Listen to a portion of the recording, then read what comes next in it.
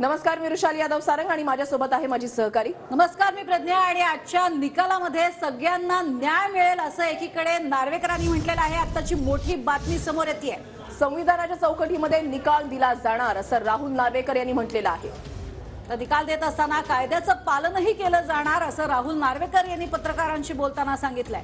निकाल देताना कुठल्याही त्रुटी राहणार नाहीत असं देखील राहुल नार्वेकरांनी स्पष्ट केलेलं आहे.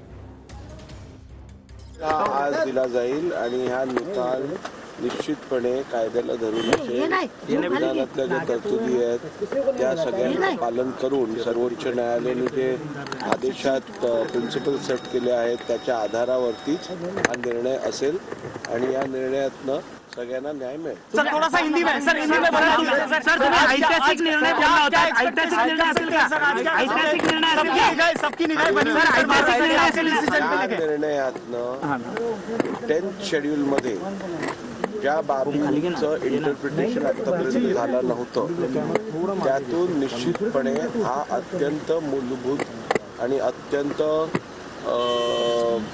बेंचमार्क असा निर्णय असेल आणि या निर्णयात कुठच्याही त्रुटी राहणार नाही एवढं आपल्याला आश्वासन करतो. तर संविधानाच्या चौकटीमध्ये निकाल दिला जाणार असं नार्वेकर यांनी म्हटलेलं आहे. नार्वेकर आज जो निकाल देणार आहे तो अत्यंत महत्त्वाचा ठरणार आहे कारण संध्याकाळी 4च्या नंतर निकाल वाचनाला सुरुवात होईल. तर आपण बघतोय अपात्रतेच्या प्रकरणात आज नेमकं काय घडू शकतं. शिवसेना आमदारांच्या अपात्रतेवर आज महानिकाल. विधानसभा अध्यक्ष दुपारी 4 वाजता निकालाचं वाचन करणार.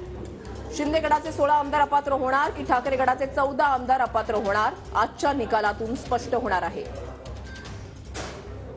तर राजकीय पक्ष कोणत्या गटाचा याबाबत विधानसभा अध्यक्ष आज निकाल देणार की नाही याकडे सगळ्यांचं लक्ष आहे. राजकीय पक्ष कोणत्या गटाचा हे ठरवण्याचा अधिकार विधानसभा अध्यक्षांकडे आहे का? निकालातून स्पष्ट होण्याची शक्यता आहे.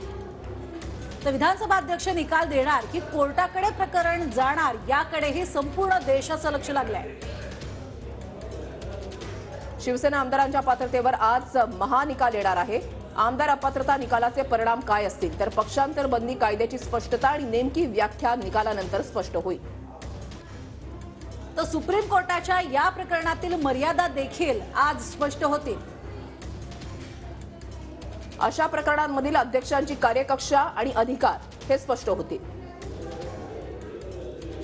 तर राजकीय पक्ष आणि विधिमंडळ पक्ष यांच्या कार्यकक्षा सुद्धा आज स्पष्ट होतील. 34 याचिकांचा 6 गटामध्ये समावेश करून सुनावणी झाली आणि त्यानुसार 6 गटामध्ये निकाल वाचला जाईल. तर 200 पानांचा एक निकाल असून 6 गटांचा मिळून 1200 पानांचं निकालपत्र तयार झालेलं आहे. परिणामी 6 गटातील निकालाचा सारांश केवळ वाचला जाईल. तर संपूर्ण निकालाची प्रत ही दोन्ही गटांना पाठवली जाईल.